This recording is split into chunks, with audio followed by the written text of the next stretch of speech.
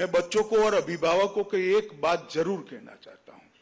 मैं अभी कई राष्ट्र के राजदूतों को मिलता हूं, कभी राजनीतिकों की भी मिलने का मुझे अवसर मिलता है।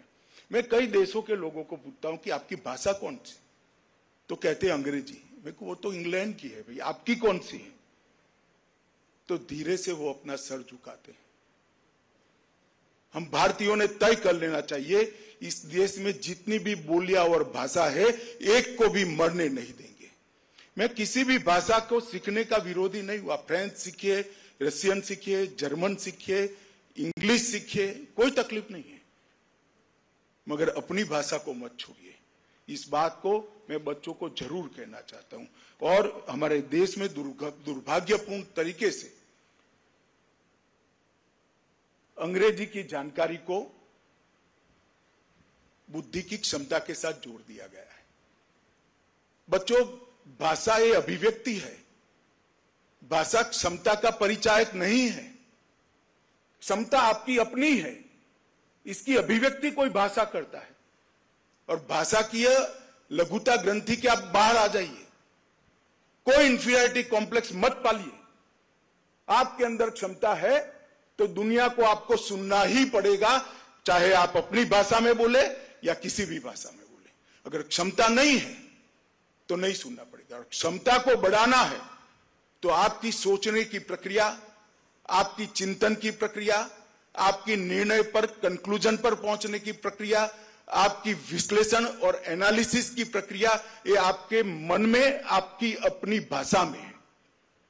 उस पर आप दूसरी भाषा जब थोपते हो तो ये चारों प्रक्रिया को आप वंथड़ कर देते हो। मेरा आप सभी से आग्रह है कि अपनी भाषा से कन्नी कभी मत करिए। और मैं अभिभावकों को भी कहना चाहता हूं कि बच्चों के साथ अपनी मातृभाषा में बात करिए। मातृभाषा को जिंदा रखना पड़ेगा, मातृभाषा को आगे बढ़ाना पड़ेगा।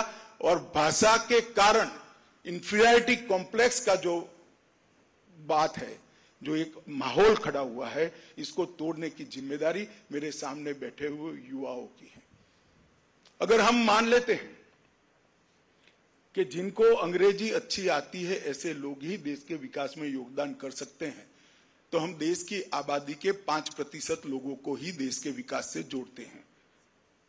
अपनी भाषा में सोचने वाला बच्चा, अपनी भाषा में लिखने वाला बच्चा, अपनी भाषा में बोलने वाला बच्चा, अपनी भाषा में रिसर्च एंड डेवलपमेंट, अनुसंधान करने वाला बच्चा अगर देश की विकास की प्रक्रिया में नहीं जुड़ता है तो हम 95% बच्चों को देश की विकास की प्रक्रिया से काट देते हैं। सोसाइटी के अंदर, समाज के अंदर दो हिस्से कर देते हैं। और मैं मानता हूं भारत जैसे बहुभाषा वाले देश में ये नहीं करना चाहिए।